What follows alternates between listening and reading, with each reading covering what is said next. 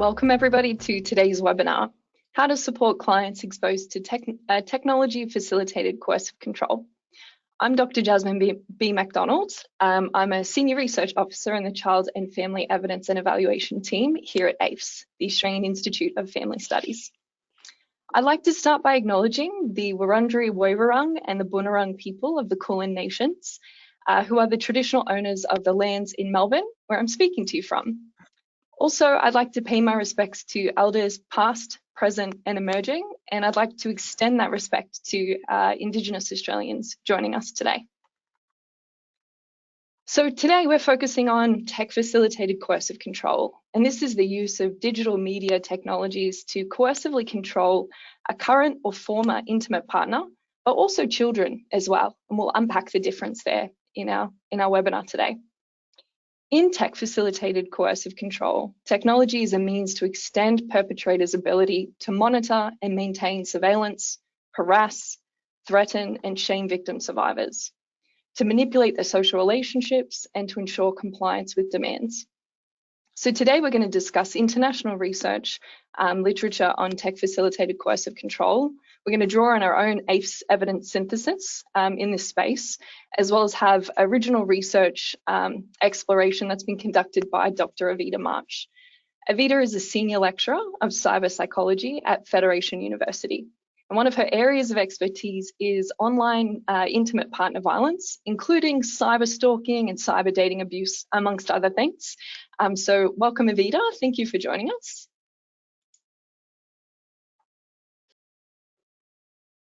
The first practice issue that we're going to unpack today is supporting young people experiencing tech-facilitated coercive control. Guiding us in that discussion, we have Neve O'Connor. Neve is currently a counsellor with the Therapeutic Services team at Relationships Australia, Canberra and region. Her previous role was group facilitator for the Got Your Back program, which is a program for young people aged 12 to 25 who've been impacted by family and domestic violence. So welcome, Neve. And then finally, we want to unpack this aspect of the requirement increasingly for services to provide some support in an online context, because this creates a kind of unique risk for victim survivors of tech-facilitated coercive control. So to unpack this issue, we're joined by Kristen Pohl, from the Regional Services Manager at Better Place Australia. So Kristen has managed the delivery of family and children counselling services, as well as family dispute resolution. She has a particular interest in the impact of tech in the context of family violence. So welcome, Kristen. Thanks for joining us.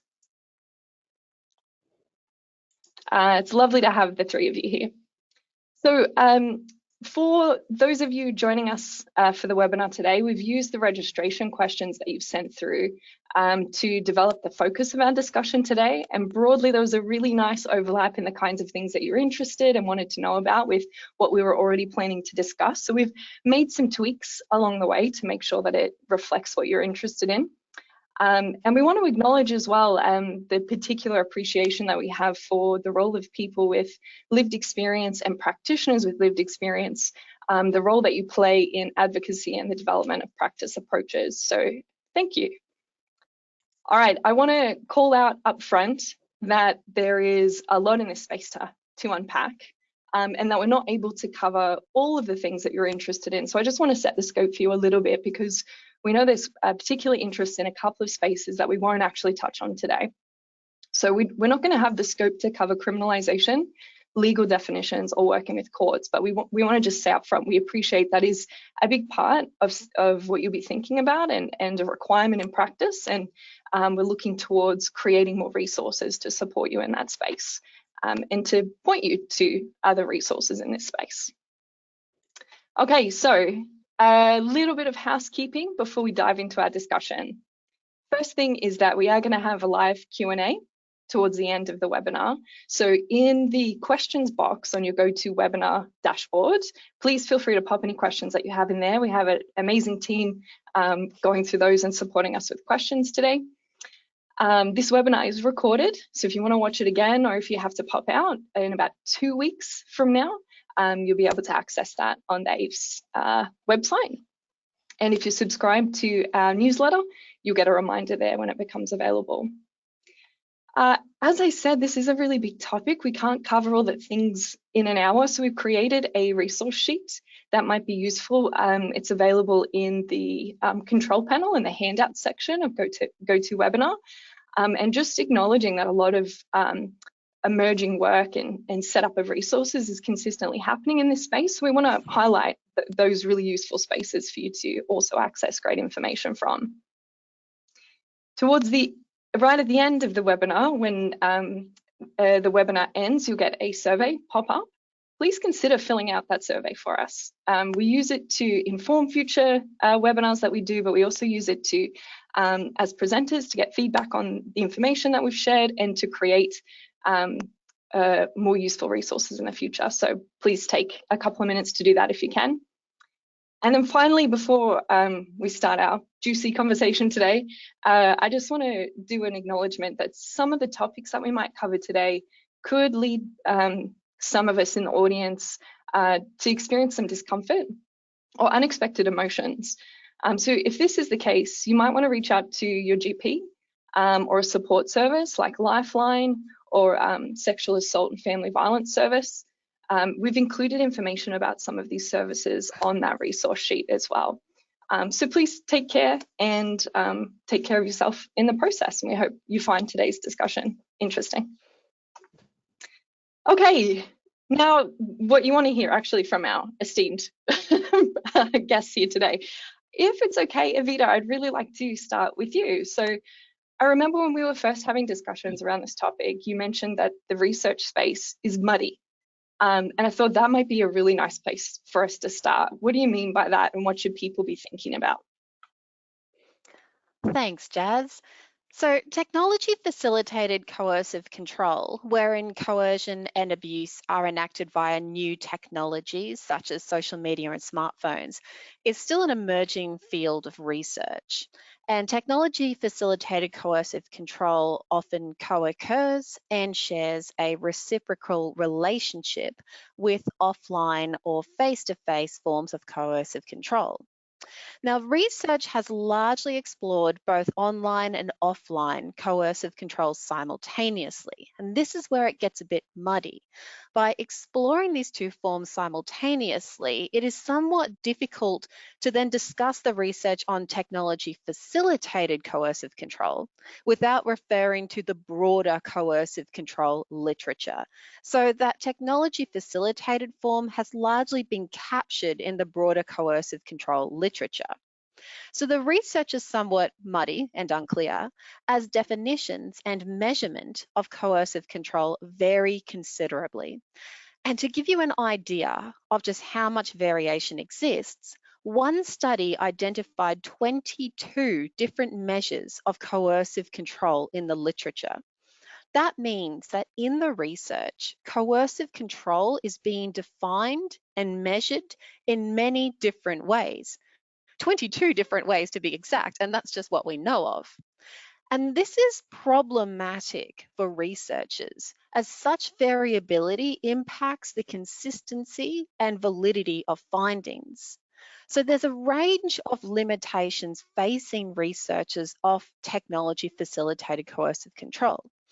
Ideally, identifying potential risk factors of this behavior occurring in relationships would assist tremendously in developing early intervention and prevention programs.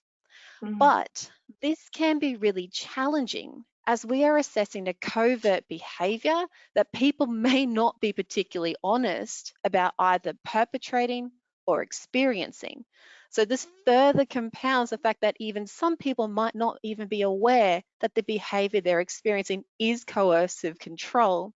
So the research, to summarize, is muddy because of variabilities in definition, variability in measurement, but then variability in people even identifying their experience. It's really it's interesting and therefore kind of challenging for listeners then, especially those of us that might be new to this space, 22 different definitions. I want to come back to some of those challenges, but I want to kind of throw to you then from a positive perspective, that means there's a lot of opportunity, right? What do you see as some key areas for opportunity here? does mean that there is a great amount of opportunity, and I think one of the best opportunities there is by subsuming technology-facilitated coercive control in the broader literature. Whilst that might be problematic and perhaps obscure and muddy direct observation of technology-facilitated coercive control, that means that there's a lot of research to be done. So research is still compiling a comprehensive understanding of how abusers use technology to coerce and control their victim survivors. Now, some understanding has been built. For example, the power and control wheel used by practitioners to understand and identify intimate partner violence has been adopted for technology-facilitated intimate partner violence, including examples of online coercive control. And Jazz, I'd just like to flag with the audience that an example of that wheel is supplied as one of the handouts, so the audience can refer to that. Now, one opportunity for research is to use this technology-facilitated power and control wheel as a guide when exploring online forms of coercive control. And this could assist the development of a reliable and valid measure of coercive control that's adopted widely by researchers. Other opportunities include further building the psychological profile of who is likely to perpetrate technology-facilitated coercive control and who is likely to be at risk of experiencing such abuse. For example, in collaboration with a research student this year, we found that insecure forms of attachment styles and dysregulation of emotions were associated with greater perpetration of coercive control. So a good opportunity for future research is to actually take findings regarding perpetration and experience of coercive control and extrapolate that to the online environment. Does it look the same? So such findings could be reassessed in relation to technology. Another direction for research in this area is dyad reports. Typically, research exploring abuse in relationships may focus on either the perpetrator or the victim survivor's experience. And dyad reports from both parties, so both those who may perpetrate the technology-facilitated coercive control, but also the victim survivors, would provide a more comprehensive picture of the experience.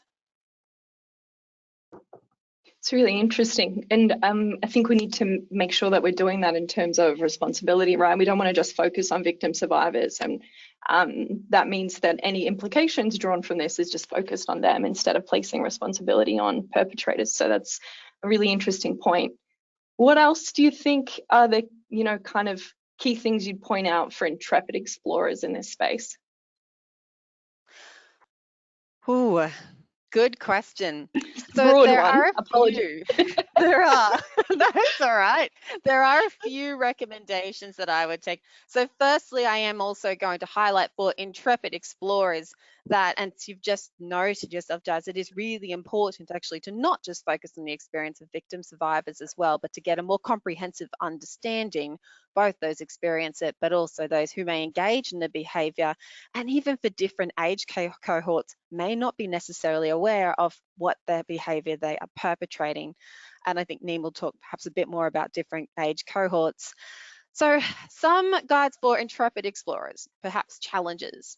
Firstly, to ensure some level of consistency in approaches, I recommend awareness of the three facets of online and offline coercive control as identified by research. So the first facet of online and offline coercive control is that the behavior is intentional. And so that intentionality that they are intending to engage in the behavior, that is an important component. The second facet is that there is a negative perception of the behavior by the victim survivor. And thirdly, the abuser is able to obtain that control through deployment of a credible threat. So the threat that they make, that coercion threat, is credible. It's also really important to be aware that coercive control may not present as a singular incident. Coercive control and technology facilitated coercive control, is a pervasive pattern of behaviour. And so only looking for singular incidents of abuse that occurs online will narrow the scope of research and the scope of the full experience. Further, intrepid explorers should also be aware that technology facilitated coercive control may differ across diverse groups, such as age, culturally and linguistically diverse groups, and gender identity diverse groups. So, for example, we cannot assume that the experience of technology facilitated coercive control is the same across age cohorts. It's very likely that adolescents and emerging adults enact and experience different technology forms of coercive control compared to their older adult counterparts. Mm. And these are really important points, Avita, because these kind of diverse groups are yet to adequately be explored in research, like you're saying. So perhaps this is something that we'll unpack a little bit. Absolutely, that the experience for young people compared to adults, but it is, an ongoing discussion. I think we need to learn from practice wisdom and start exploring that more in research. Okay, amazing. Thank you for getting us started. So already a lot that's quite meaty there. And so I want to take this chance to throw to our two practitioners, Neve and Kristen, and just get you to reflect in terms of that setup that Avita's done for us with research. Maybe starting with you first, Neve. How does that kind of sit with your experience in practice of what tech-facilitated coercive control looks like, or some of the key issues? Thanks, Jazz, and thanks, Avita, for that really good setup and kind of grounding us in the research. Yeah, I think that the kind of practice experience that I have of seeing technology facilitated coercive control play out is very much in line with what Avita was talking about in terms of the co-occurrence of technology facilitated coercive control and a broader pattern of coercive control and other domestic and family violence kind of tactics used by a perpetrator. So when we're thinking about technology facilitated coercive control and what you'll see in practice, you won't just see behavior limited to the online environment. You'll see that behavior extend into face-to-face interactions as well. But knowing that, I guess seeing technology as a vehicle for coercive control is important. So it allows that coercive control and that kind of influence of the perpetrator to become significantly more pervasive and difficult to escape for the victim survivor. So being online allows such greater access to victim survivors and makes it very difficult for victim survivors to kind of escape that pattern of control.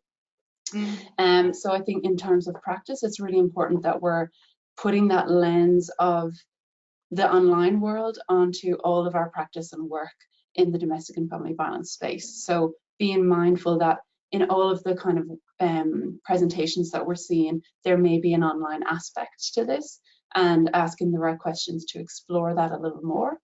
And then I guess in particular around young people's experiences, which I'll kind of speak to a little bit later, there definitely is that sense of the blurriness of what is kind of normal teenage behavior with their peers and in intimate partner relationships, but also parents in terms of their parents' interactions with them around technology.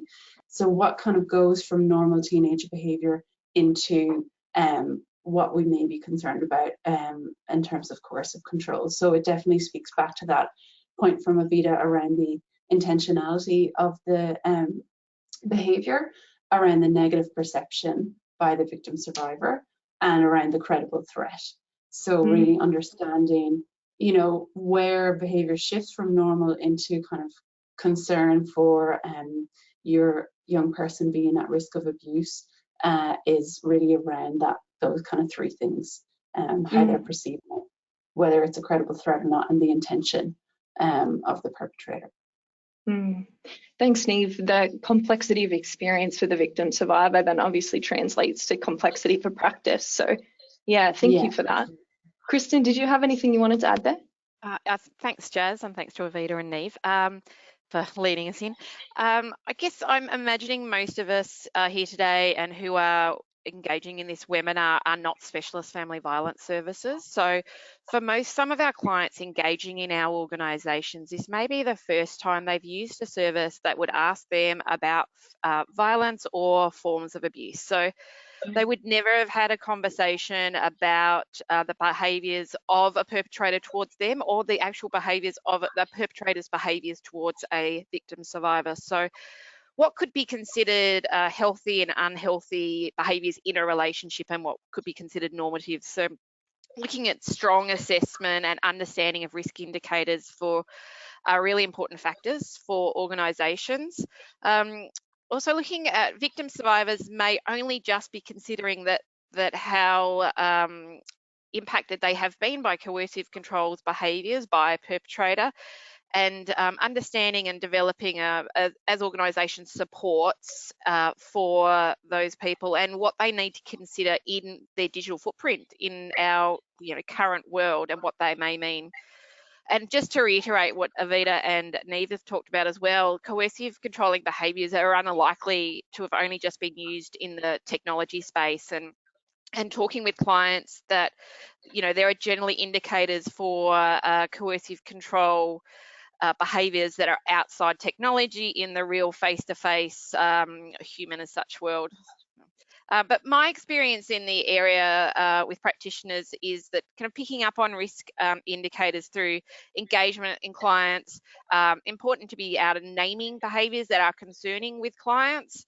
And some of the behaviours that we could be talking about could be including using technology to track whereabouts, using tracking devices to monitor locations, sending excessive amounts of voice calls or texts or snaps or whatever that particular platform people are using, even denying access to being able to use technology as a means of isolating, as well as sharing intimate and private pictures of a person via online. And this is in no way an extensive list, but just a kind of a touch on some indicators of concerns that we would be addressing.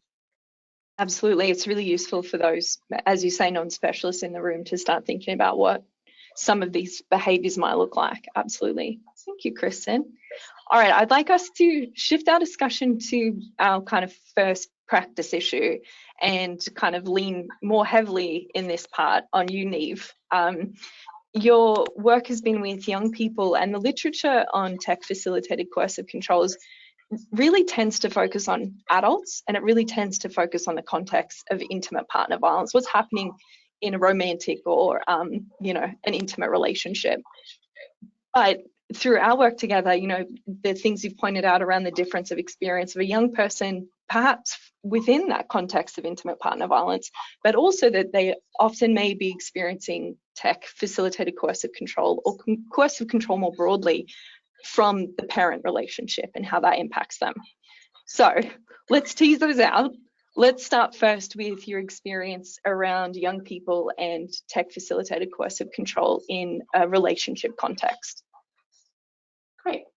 Thank you, Jazz. I just want to kind of say before I start into this that I guess what we'll talk about is applicable to clients of all ages. So, this might be things that you see in older clients as well. So for those of you that don't work with young people, don't switch off. And this is kind of all transferable knowledge and information. But yeah, I will kind of talk about it from a young person's perspective specifically. And yeah, I think just as I said, technology allows the perpetrator of coercive control to create an environment where they're ever present with the victim survivor. So I guess how that might look for a young person, maybe I'll give you an example of a young woman that I've worked with that might kind of help to visualize what this might look like. So this young woman was in a relationship with her ex-partner, and the ways that he was using technology to kind of create that everlasting presence with her was around monitoring her location at all times. So young people particularly do this a lot through snap maps. a feature on Snapchat where they can see each other's location. He would regularly FaceTime with her and ask her to show him, pan her camera across the room so he could see where she was and who she was with. So that kind of escalation of that behavior of jealousy and controlling, you know, who are you with? Well, I'm going to FaceTime you so you can show me exactly who's in the room. And this was a feature in her relationship, and a feature I've seen in other relationships, where sharing passwords becomes kind of almost a next step in the relationship, you know, an indicator of our seriousness. We now share passwords with each other as a sign of trust. But obviously in this relationship, that left her very vulnerable to kind of his monitoring her messaging and activity on her social media and in her emails. Kind of puts the onus on her, right? Like, if you have nothing to hide, then why would you not share with me? Yeah, that's pretty problematic. Yeah, absolutely. And then I guess in terms of when she did decide to leave this relationship, and did have the conversation with him about breaking up, we saw an escalation of that controlling behavior. So that's, again, something really common that people familiar with working with domestic violence will know, you know, that leaving the relationship time is often a time of highest risk and a time where there's an escalation. And it's the same kind of pattern in technology facilitated coercive control. So the kind of tech side, the online side, ramped up then at that stage. The kind of monitoring of her, you know, she would block him on one channel and he would create a new account to get back in touch with her via that new account. He would use a different platform. She would stop communicating on Snapchat, so he would start to communicate on Instagram. So there was all the different kind of use of different accounts and different platforms and fake accounts to kind of monitor her without her knowledge that this was actually him behind the account. So lots of different ways that technology can kind of come into play, and particularly, as I said, for young people, because it's so intertwined with their life and how they interact with each other, it really is something that they're quite vulnerable to. Yeah, so I guess it might be helpful at this stage to kind of extrapolate from that example to kind of think about broader tips for people online today about what they might kind of look for, or how they might work with a client, particularly a young person or any client around this. So I think it's really important to say that nowadays asking a young person to not use technology, or at any days asking a young person not to engage in intimate relationships, is kind of asking a fish to breathe out of water, and that's not really going to happen. So it's important to be realistic about, you know, what young people you know, need in their lives, and how they need to interact with their peers. So technology isn't all bad for young people, but it's really important that we are trying to prevent this by educating young people on the warning signs and on safe technology use. So around what is a healthy relationship, and how do I keep myself safe online, and how they kind of interact with each other. So the eSafety Commissioner's website has some really brilliant resources around guides for parents, guides for young people about safe online behaviours. For anyone getting kind of lost in the world of all the new apps and social medias, they have a brilliant list of apps that kind of explains what they're used for and how maybe people might be vulnerable to abuse on those apps, which is really helpful. And yeah, I guess if you are concerned about this behaviour for a young person that you're working with, I encourage you to kind of raise the conversation with gentle curiosity. So you could even say, I attended a webinar and, you know, I heard some interesting things, and I'm wondering, you know, if that might be what's happening for you. And like with all work with victim survivors, it's very important to be led by them. They are the experts in their own safety. And so it might not be as simple as turning off your location. I know for the young woman I worked with, when she would turn off her location on Snap Maps, there would be this escalation in contact, phone blowing up. Where are you? Why have you turned off your location? What's wrong? And then possibly shift into kind of an online risk. So he would come around to the house to check, where are you? Why have you turned off your location? So understanding that it's not that simple to kind of just switch off from these technologies, and being guided by them around what they know or feel will keep them safe, and supporting them to kind of navigate this in a really sensitive way. And then if they do decide to leave, supporting them to kind of take steps to change passwords, block accounts, all that sort of stuff. So it's an ongoing conversation about your safety online and your safety in your relationship. So really good points, Neve. I'm wondering now, can we compare that kind of practice context to what changes, or what do you see different when the tech facilitated coercive control is coming from parents? Yeah, well, again, this is a space where kind of understanding the context and how power is being used and what the intention is important. So it's very normal and appropriate for parents to have limits around their children and young people's use of technology. Most parents do, and as they should.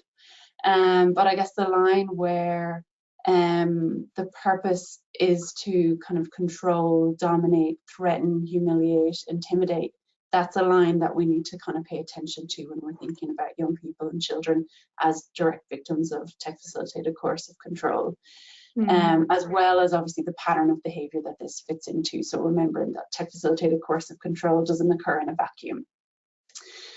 So again, I'll kind of talk you through an example of what that might look like, and then kind of build on some points that people might find helpful as tips. So I'll give you the example of a mother that I worked with through the Got Your Back programme, who had separated from her partner because of long-standing domestic and family violence issues. They shared custody of their children through orders of the family court, so the children went between her home and her ex-partner's home. She had set up her older child's phone, but the children's father had bought a phone for their younger child and had set that up. And a few months after that, she started to kind of get a bit concerned. She began to notice that her partner was new details about what was happening in her home or where she and the children had been. And she couldn't kind of understand why or how he got that information. So we discussed the concerns, and we supported her to engage with a group called the Protective Group.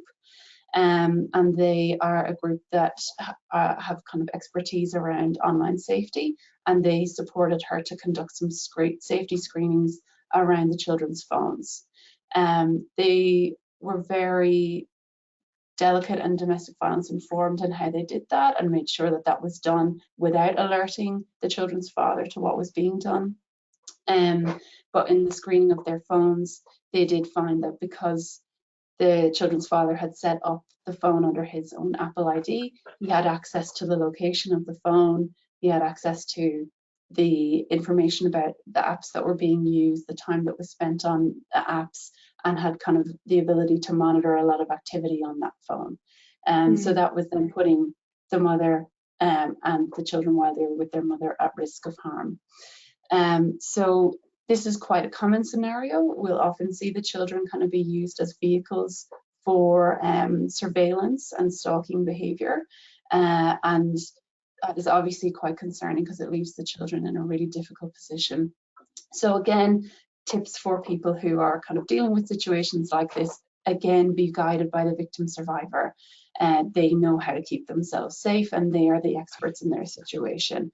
So understanding that in this case, when the protective group did the screen, they didn't change anything on the phone. They just gave her that information, because changing anything on the phone would have alerted dad and caused an escalation of violence. So she was given a report that was written that she will take to the police when she decides it's safe to do so. But she's mindful that her children spend half their time with this person, so she doesn't want to escalate the violence so that her children are at risk when she's not around. So she's able to make those decisions very safely, and supporting her to do that is really our role.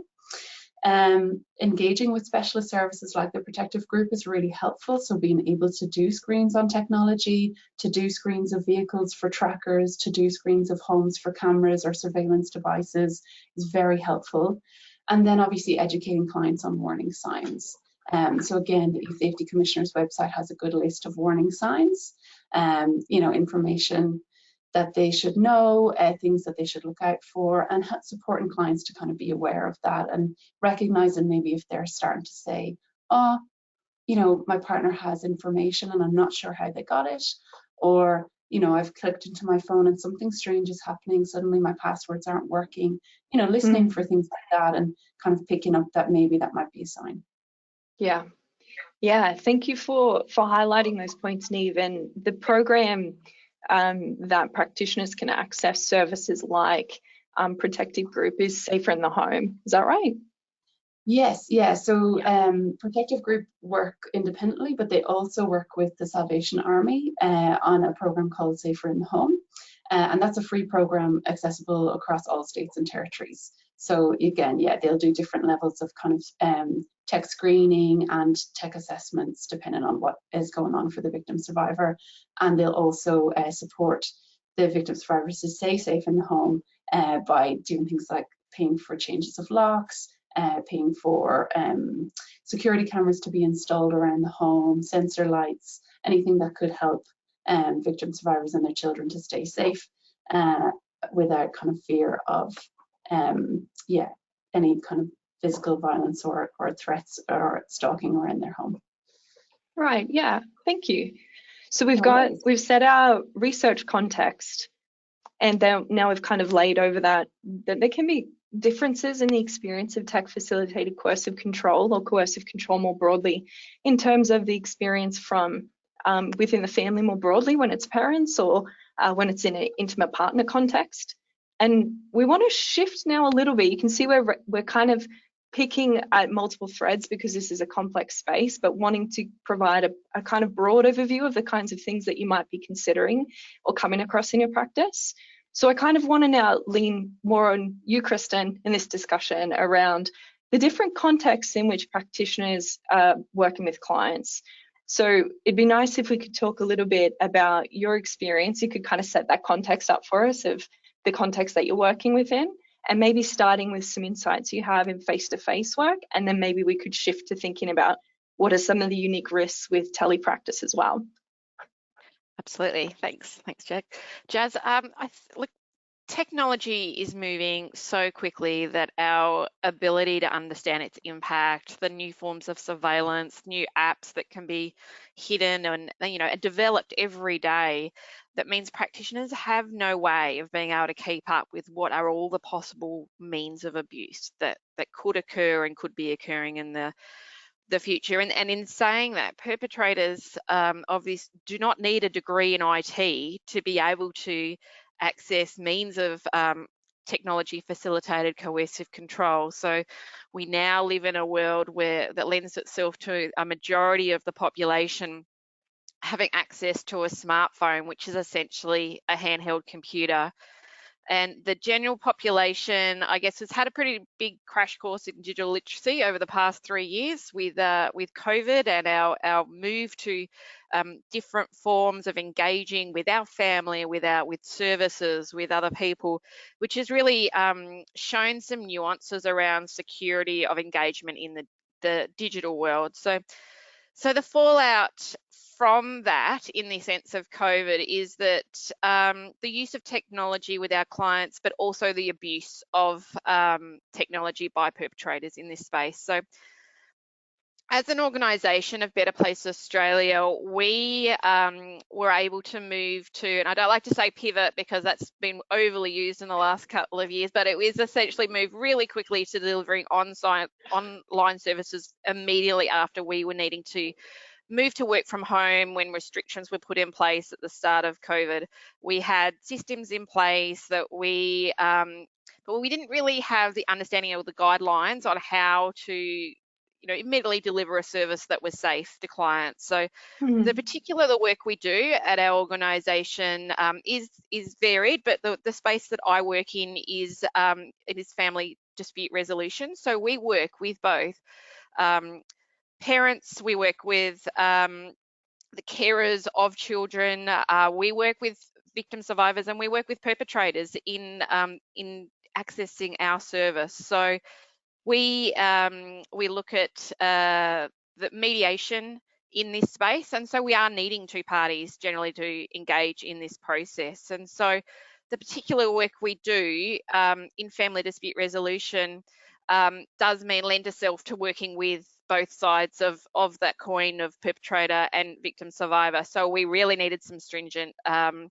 understanding of what that would mean. So the role of a mediator in that space is to assess the suitability for the mediation process and whether both parties are going to engage in that, facilitate. And, we facilitate the safe conversation between parties, but also a large part of our role is identifying risk factors and how that conversation, if it can occur, or what format that's going to occur in. So is that a shuttle format? So I guess what else we know is that family violence research indicates that it's a high risk time for people at the time of separation.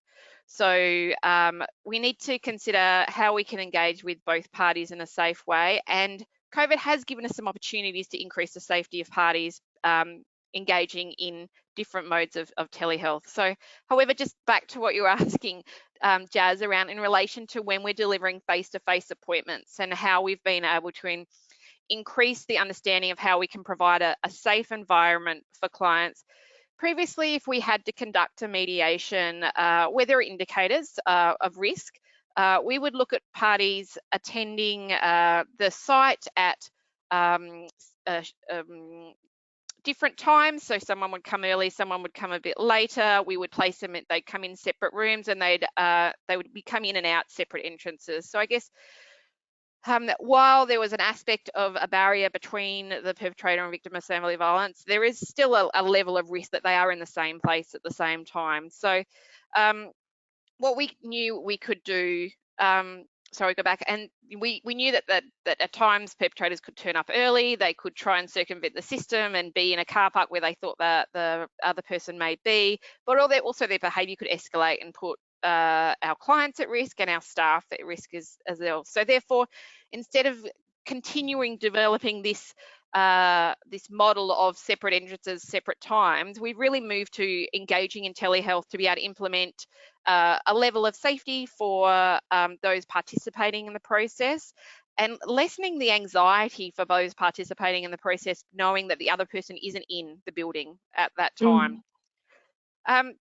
However, when we're engaging with a client in face-to-face and the client is attending even an individual appointment, there were some considerations we needed to make discuss with them about their own digital safety and what that has meant. So we would talk to clients about who has, and particularly given that often this is a recent separation. So some people may have been separated for a period of time. This may be a very recent separation for some. So who has access to devices or emails? So organisations, and many of us do this, would send our appointment confirmations or reminder letters via emails or via text. So were the clients confident that they were the only ones that had access to this information?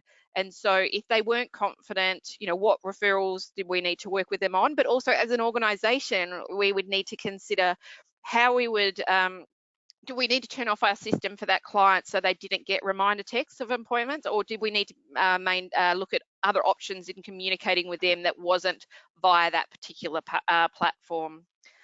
I guess other things we could consider and have discussions with our clients is around passwords, because when we're in relationships, when we're as couples, passwords are shared, and that is very often the case. And after separation, and particularly when there are risk factors, discussions with clients about passwords being changed is a very important time to consider, and across a variety of platforms, because as humans, we have got a tendency to use very similar passwords across a multitude of platforms, and we might mix up a number at the end or a letter at the start or a capital here and there. And so they can, if you've engaged that and the other party may know, or the perpetrator may know what that password is, that you need to really think about changing passwords to something that is remarkably different to what you've had before.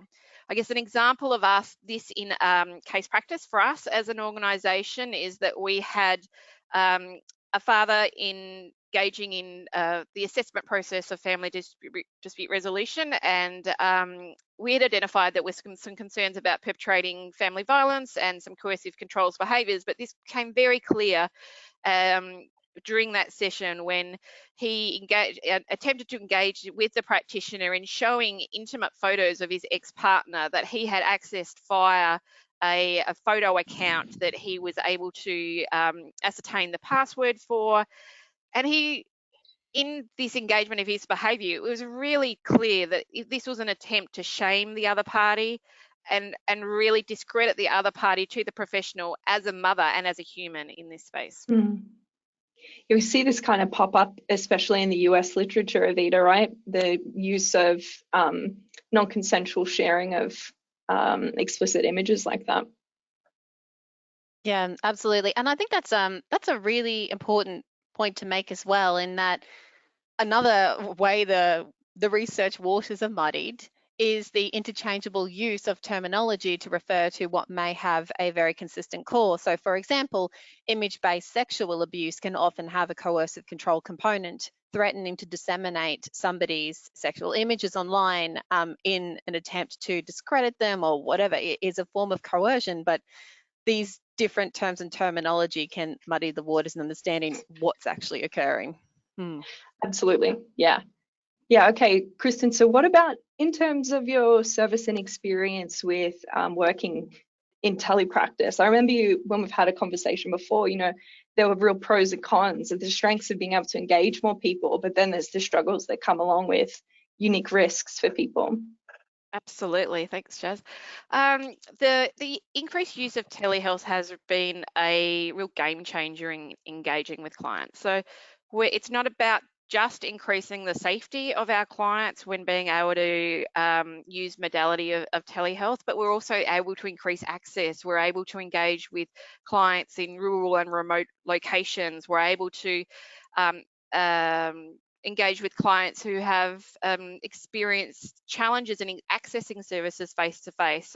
But what we have is had some lessons on how to increase protective measures for those clients. So there's been some conversations we've had to have. So if we're engaging in a client in a mediation session, that it may have been deemed appropriate that they would be able to do that via telehealth, and they may be able to see each other via that telehealth as we can see each other in this modality.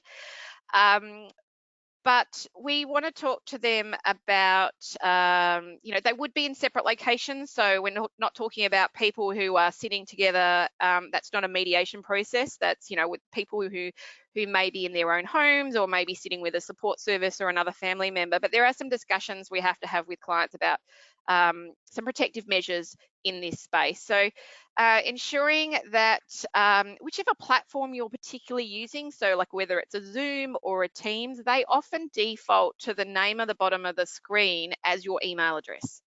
So if the other party doesn't know your email address, you've actually then just presented right in front of them an opportunity for them to be able to access that. So just ensuring that you've been able to have a look at what your screen may look like and change any identifying details in that space. So changing it to simple first name, I would recommend for people in those situations. So also considering the environment that you're sitting when you're engaging in a telehealth appointment. So is there a window behind you? Is there identifying street names or landmarks? If you're concerned, if a victim survivor is concerned about the perpetrator knowing where they are, then just considering the references to geographical locations as well. And so, really simply, as if we're talking about engaging with that person and talking about a supermarket on a particular road, well, they may know that you engage, that's where you shop. So in the context of the work we do, which is quite interesting as well, it's important to kind of discuss these considerations with a client if they, for separated parents, if they have children who are engaging with the other parent via platforms such as FaceTime, which many do, and children can be the unintended source of information for the perpetrator. So ensuring that you've once again looked at the scene behind where the child may be sitting and what's identifiable, what's in front of them, school documents, school uniforms, those sorts of things are really important to consider as well. And another factor that's come up recently that we talk to our clients about is that an increasing issue or increasing access for people using home security cameras. So they're very DIY, they're easy install, they are Wi-Fi, you can pick them up and take them from one house to the next. And so if someone has moved homes, you really need to consider who has had access to that app of that security camera previously, because there are administration rights that sit under those, and unless you've changed those, doesn't matter where you set up the cameras, people could be accessing that information. So these are just a few, and certainly not all, considerations that we would be making in considering the impact of coercive control when using, in using technology in our sector. But I also need to reiterate the real importance of referrals to specialised family violence services, because as service providers, we can't be, and we shouldn't be, all things to all people. We have particular services that we are specialised in, or that we provide, and so really engaging in specialist service to refer clients and direct to those, and direct support to those, I think is extremely important. But just to kind of finish off this little area here is what, as an organisation, we recognise the need for continual improvement on our knowledge and understanding of coercive control and what the technology means in coercive control. So for our organisation, in some ways that that might be what we have done is committing to ongoing engagement and evidence-based training for our staff, ongoing clinical supervision that addresses these types of issues, and really bolstering our service delivery guidelines to address the nuances coercive control brings to the impact of our clients. Absolutely. And it's actually quite beautiful to see the questions coming through and the responses and the things that the panel is describing, kind of ticking off the questions as they come through. That's a nice indicator of maybe a bit of symmetry between what was expected today and the knowledge that you have. So that makes me happy.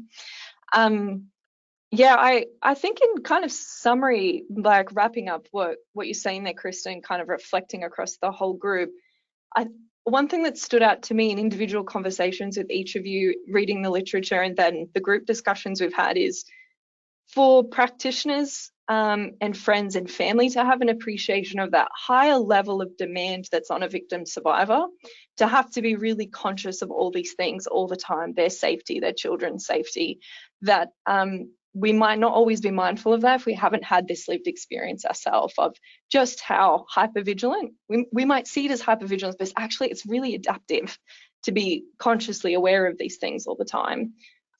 So really important, I think, Niamh, like you said early on, to take that lens to all the work that you do. I'm not sure if we can really answer this question. Something that's come through from the audience, I'm just mindful that what we focused on is victim survivor experiences, but I know that some of the work that we've talked about here today is also with potential perpetrators as well. And the audience are kind of interested in, what about when we're working with someone who might potentially perpetrate tech-facilitated coercive control, but they're not insightful about that's what we're doing, because that's what they're doing? Because we've kind of talked about it from the perspective of maybe a victim survivor doesn't see or is insightful or aware that something is happening that is problematic. Can we respond to that? Or do we think we might need to point to other resources? I'll just actually pick up, I think one thing that's quite important then perhaps, and I totally know that for some people, actually I'm going to say two things here then. Firstly, I think the age cohort is quite important there, because I think that younger adults, emerging adults, adolescents at younger ages may perhaps be less aware, because some of it could be modeling, could be peer influence, could be perhaps less aware of the impact. And that's why education, as Niamh talked about, in that younger cohort is quite important. But what's a really important component though of the definition is when you do look at those three facets of coercive control, intentionality is the first facet. Now, it's difficult to extract that because the research has tended to lump all of ages together and also tended to focus at adult cohorts. That's why younger adults are probably needed as their own research. But and this is and I come from the research, the science behind it, but if we were measuring technology facilitated coercive control, and we were measured in adults, we would say that there was intention behind it. It was deliberate in an attempt to coerce and to create that credible threat. But that's the research perspective. Absolutely. Niamh and Kristen, do you have anything you wanted to add? Yeah, I think echoing Avita in terms of age of the person kind of perpetrating this behavior, and definitely a lot of the young men that I would have worked with would have been kind of at risk of using this behavior intentionally and kind of going down a dangerous path with the way that they viewed what is a healthy relationship and what is appropriate for me to kind of ask of my partner. So a lot of that was, yeah, that kind of psychoeducation about really, for me, it's more about what is a healthy relationship than kind of how to operate safely online. Because when you're understanding what is a healthy relationship, that kind of flows in, just like we talked about. This is online and face to face. So really a lovely opportunity to talk to young men about that. I guess if we have an older man who's perhaps got a pattern of perpetration of domestic and family violence, I think more engaging more specialised services like Kristen was speaking about, men's behaviour change services and services that are trained to work with male perpetrators of domestic and family violence is really important, because this work is very specialised and nuanced, and I guess really the primary aim is do no harm. So making sure that if it's not an area we're really comfortable with, we're referring out for specialist support. Yeah, absolutely. Anything you wanted to add, Kristen? Just to add to that, I think that's a really important point, is around identifying healthy relationships, and in the work we do, healthy co-parenting relationships as well. And so we can demonstrate those through resources, through engagement of in education and so forth. And so putting that visual out there for people to get an understanding of what that may look like. It's interesting to me, because we're looping back now my research brain of thinking about those levels of risk factors and outcomes.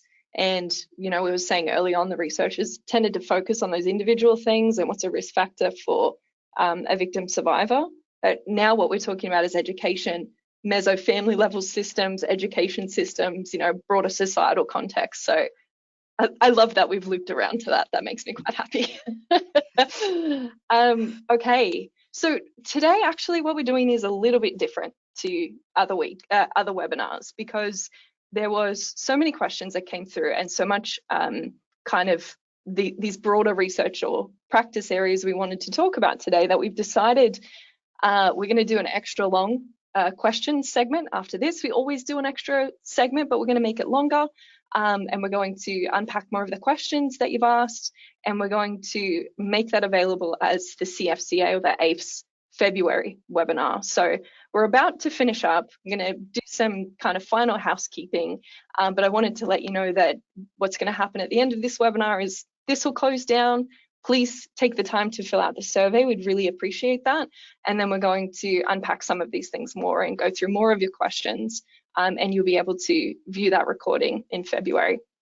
As I said before, the recording for this webinar will be available within a couple of weeks for you to watch. So please subscribe to the aifs news if you haven't already, or in a couple of weeks, just check out the website. I want to thank the three presenters that we've had today for coming and sharing your unique experience and expertise, how kind and generous you've been with your time. I have found this really insightful, and I hope that the audience have as well. I'm sure they will have. I want to thank everyone who's joined us today. This is a really important and emerging practice issue, so we're really keen to hear your feedback, and we really hope that there were ideas and insights that you've picked up on. Maybe it's not all new, maybe it's kind of confirmed some aspects of what you've already experienced in practice, and hopefully you've taken away some tips as well about what you can do when you start to become concerned that something's coming up around tech facilitated coercive control.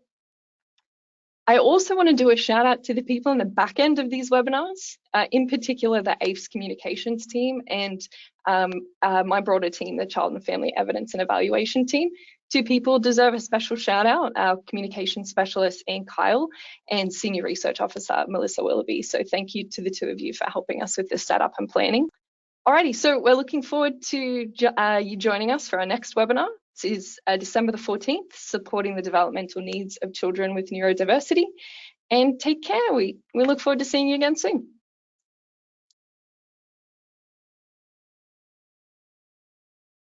Okay, so one of the questions that we've had come through is, if someone discloses to you that they're experiencing tech-facilitated coercive control, how can practitioners support this person?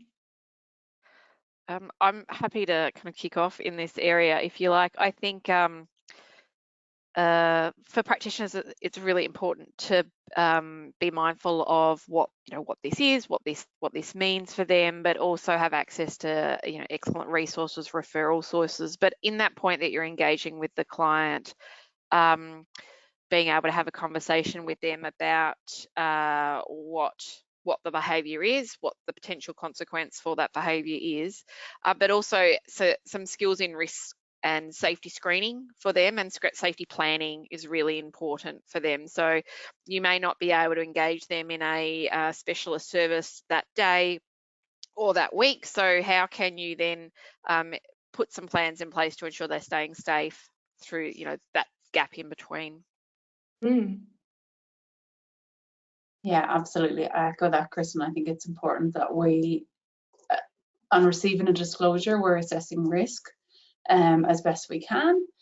So similar kind of risk assessment questions for technology facilitated coercive control as for any kind of domestic and family violence setting. So questions around stalking and harassment, around isolating you from your friends and family, around trying to control you and excessively jealous behavior, sexual behavior that makes you feel uncomfortable, can all be kind of linked into online behavior and offline behavior.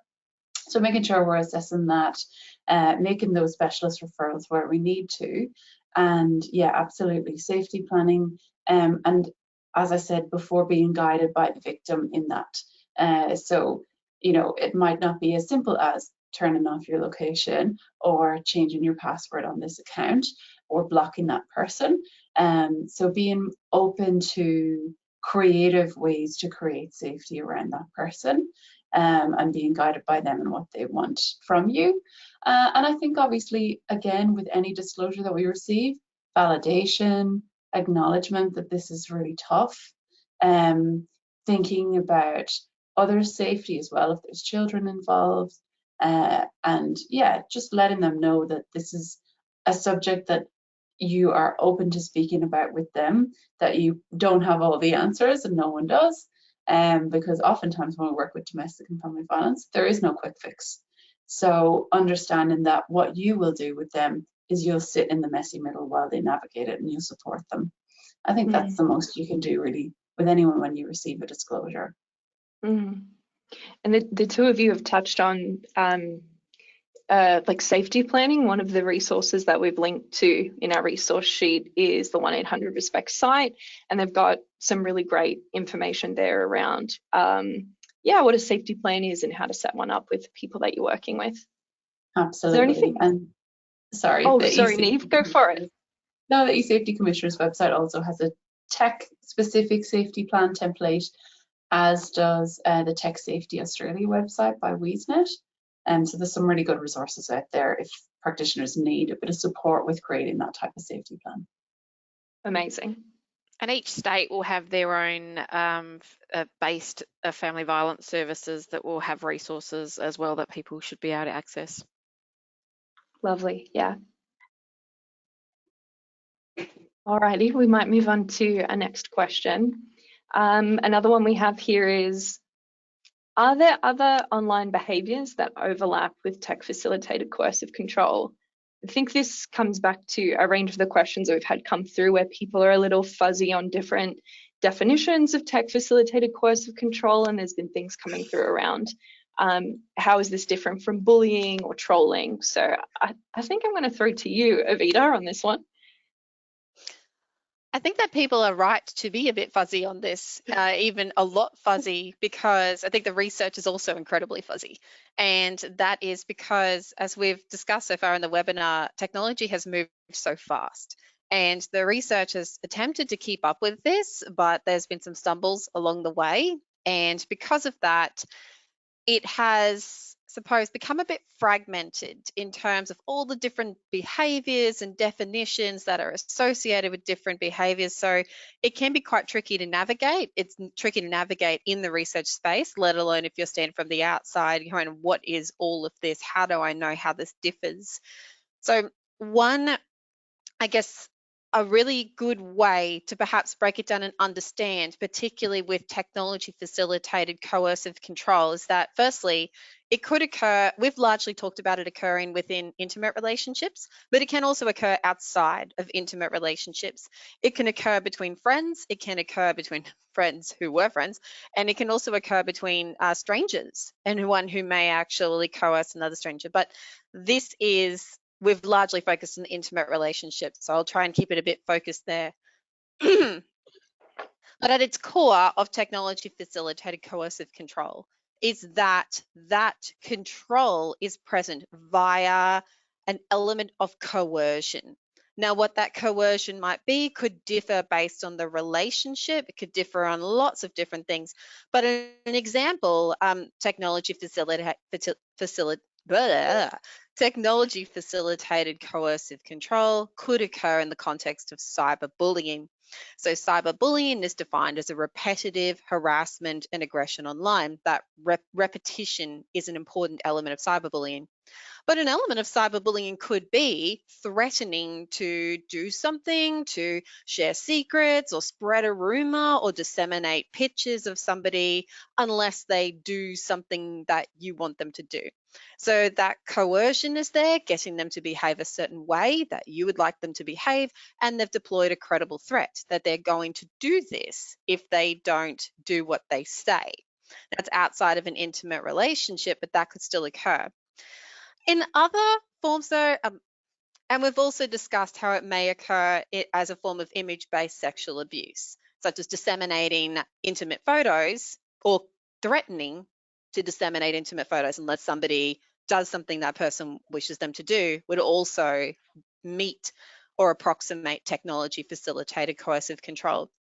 There are some behaviors though online that I think it's a bit more hazy to determine where the element of coercion or control is. And for example, trolling. Now, at its very core, trolling is considered a disruptive, provocative online behavior to generate a response, usually with the intent to harm and upset somebody. And we've come to know trolling as just, say, posting a provocative or insulting comment on someone's profile wall or post, what have you. The control there, though, it may not be as apparent. If we really would dig, the element of control might be wishing to control their emotions, control their reaction and how they're responding, but there may not actually be that element of coercion. And Jazz, I'm really not sure what I'm answering now. I've lost the original question. I'm glad this is a pre-record. You've done a good job of highlighting that actually it is a bit fuzzy. I think probably, I guess to reframe, one of the things I'm particularly interested for our audience is being able to separate the broader research on tech facilitated abuse and how that is something that's bigger and fuzzier, and that kind of distinction between intimate partner violence or maybe being part of a family where coercive control is happening, so we might be impacted by mum and dad, but how that's distinct from I guess what I would have seen as more distinct before this conversation of bullying or trolling. But I think you've done a great job of highlighting actually there's aspects of coercion, there's aspects of control. So when it comes down to it, it's not as easy to unpack. And I mean, that makes sense for the kinds of questions I've seen coming through from practitioners. I don't know if that offers any clarity. So I guess the end clarity I'll provide possibly would be this. In terms of family systems and intimate relationships, one thing that's come across quite strongly in this webinar is that it is very unlikely that technology facilitated coercive control would occur in a vacuum and not occur in offline contexts as well. And so I would say either it might be a reciprocal relationship in that they're occurring at the same time, or it is also possible that technology facilitated coercive control could preclude or lead up to more offline forms of violence as well, because perhaps that more the options or the anonymity, perhaps the affordances provided by the online environment might make it easier to enact some of those technology facilitated coercive controls in the beginning, and then that may lead up. So I would say one way that would differentiate technology facilitated coercive control in intimate relationships from all of the other broad, very murky waters for all forms of online cyber abuse would be that it's probably the most likely to co-occur with those offline forms of violence in intimate relationships and the family system.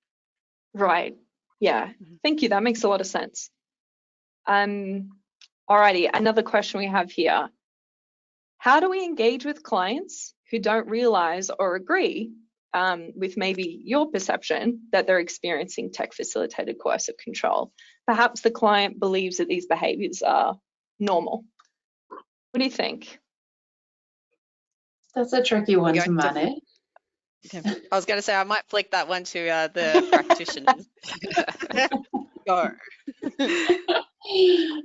Yeah, that is a tricky space to manage, and it is very common, especially with young people, where a lot of their relationships occur online, or there's a very large online kind of aspect to their relationships, and especially as kind of norms around what is appropriate for intimate relationships evolve as those intimate relationships take place online more and more. I think, again, this is kind of drawing on the existing skills that practitioners already have around supporting their clients to develop insight around their behavior and their circumstances. And doing that in a really non-judgmental and curious way, because I guess it's important, again, that we respect the client as the expert in their own lives. So it's not to say that we're coming in this kind of paternalistic stance of, well, this is what's happening to you and I know it and you don't. You know, again, they know what is going on in their own lives, although maybe they don't have the language or the kind of insight to label it the same way we would. It's kind of taking that partnership with them and sitting alongside them and kind of helping them to see by curiosity and by psychoeducation, and also being mindful that we as practitioners might have a different kind of lens around their relationships, and perhaps we're wrong. But also perhaps that insight may take a while to kind of develop and come. So it might need a bit of patience from us, a bit of consistency. Sometimes, and in my experience, it's been holding up that mirror for sometimes months on end, where you're kind of persistently wondering, explaining, you know, kind of drawing it out with them, and then sometimes you'll have that light bulb moment, that aha moment that goes, oh, maybe this is what's going on. So it's patience and respect for your client and where they're at. I think it's really important when we're working with clients who maybe aren't seeing the reality of their situation. It's interesting because it acknowledges the work that they're doing in their head while they're not in an office with you or in a telepractice appointment with you, that giving them the space to go and have those experiences after having that conversation with you, unless there's an immediate risk or threat, you know, obviously that's different. But when it's some of this broader, you know, some of the broader relationship stuff of highlighting that, having the conversation and giving them space to unpack that. Yeah, and even sometimes when there is an immediate risk or threat, that's the kind of nature of working with domestic and family violence. You know, we can do the best we can in terms of highlighting that risk or threat, expressing our concerns, informing other services like the police. But at the end of the day, as with a lot of work with domestic and family violence, if the victim survivor isn't in a place where they're ready to or able to acknowledge what's happening to them, sometimes they are sitting in a really high risk space. And sometimes that's part of what it means to work with domestic and family violence. You hold risk, and that is difficult as a practitioner. It's not a very nice feeling, but that is kind of sometimes the nature of the work that is needed in this space. It's a really good point. It was beautifully articulated by Neve in that space.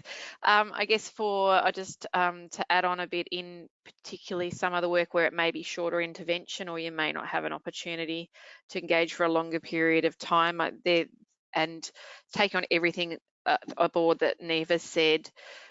Sometimes considering the impact of the behaviour then rather than just explaining the behaviour. So talking to them about what that behaviour has meant for them, how has it impacted their life, what may have been restricted, what may or may not be able to do because the other person's behaviour is something to consider. Yeah, thank you.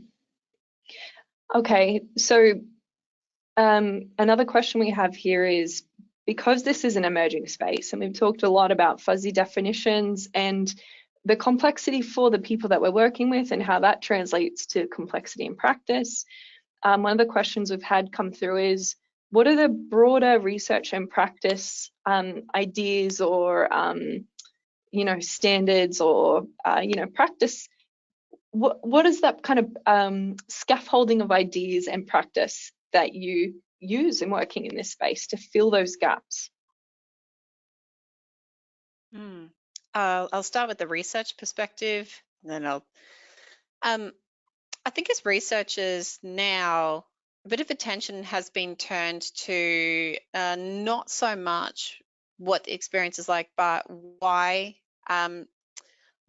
people are enacting this behavior. And so a bit more focus is turned to perpetrators and what might be the motivations for this and what might also be the intentions. I think it's a bit simplistic to just say the intention is for power and control, or they're motivated by power and control. That there's probably a lot more going on for the perpetrator of this. And so in the webinar I mentioned building that psychological profile, and I think it's also important to note that there's not just going to be one psychological profile. It won't be, oh, okay, these are the indicators and that's it. It's going to really differ across different contexts, different age groups, different diverse groups, but also in people's own background. So it is such a dynamic area. But I think the more that we learn about why this behavior occurs, the better equipped we will be to actually implement some real management and prevention of this online. And one way to understand why it occurs is to actually shift the focus more towards who is doing it rather than who is experiencing it. For sure, yeah. Practitioners.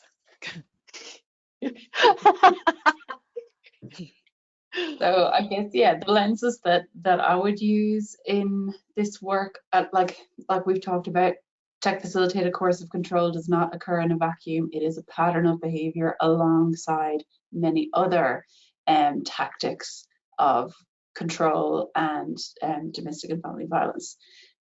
So understanding domestic and family violence and the nature of that is very important. I agree with Avita, it's not just kind of boiling it down to that simple power and control kind of motivation, but that as a bit of a bedrock for me, understanding how power operates in relationships and what is kind of healthy use of power and unhealthy use of power in relationships. That bedrock of understanding healthy relationships as well, really important for me and my clients. So in our healthy relationships, what is kind of power sharing versus power over? What does it mean to, be respectful of others? What does it mean to have a close, intimate relationship where we care about each other and we kind of, want closeness with each other, but doing that in a way that's not going to leave the other person feeling intimidated or controlled. And that's a really important kind of framework for me and extends into tech facilitated coercive control really nicely. Obviously, feminist perspectives and understandings around domestic and family violence, and understanding the gendered nature of violence. Again, technology is a tool that perpetrators use, but it fits alongside this whole other pattern, and there is this huge kind of pattern around the gendered nature of this type of violence, and the impacts of the patriarchal system on kind of people's understandings of power and how they relate to each other is really important. And then obviously having a lens again of intersectionality and understanding that, you know, that gendered lens has to be a lot more nuanced when we are dealing with clients who are marginalized in lots of different areas of their lives. Could be through their experience of disability, gender diversity, economic marginalization. So understanding that kind of sense of the intersectionality of marginalization is really important for me as well. And then, as you probably tell by listening to me speak, I'm very person-centered in the way that I work. So I think that's a really important kind of framework and lens to bring to the work as well, understanding and respecting that your clients are the experts in their own lives, particularly when they're managing risk and we don't know all of the tiny and, you know, intricate kind of ways that this is being so pervasive in their lives. We can never understand that and fully kind of grasp that. So putting them in the position of the expert actually holds their safety in a much kind of more nuanced way. So sorry, It's that was oh, sorry. It's wonderful to hear, Neve, and it's empowering too. If you give them the tools, as in if you literally tell them what to do this, then it's not empowering. You're not giving them the tools to find out the solutions on their own. They might enact these things, and then afterwards, like it's actually creating a form of dependence on other people telling them how to keep them safe. And you want them to be able to operate, you know, their lives in a safe and healthy way beyond our involvement as service providers. Yeah. Do you have anything else you wanted to add to that, Kristen? Oh, look, I think that's been wonderfully covered. I guess from my perspective, I would also consider a person's parenting relationship in this when we're working with separated parents and that co-parenting perspective, and also the impact of children in any form of family violence or abuse. And as it's been said, tech facilitated coercive control doesn't happen in a vacuum, and so there are often other aspects of that that children may be experiencing as well, and so like thorough understanding of what that might mean is really important. Thank you all again for your time. It's been an absolute pleasure hearing about your insights and your experiences.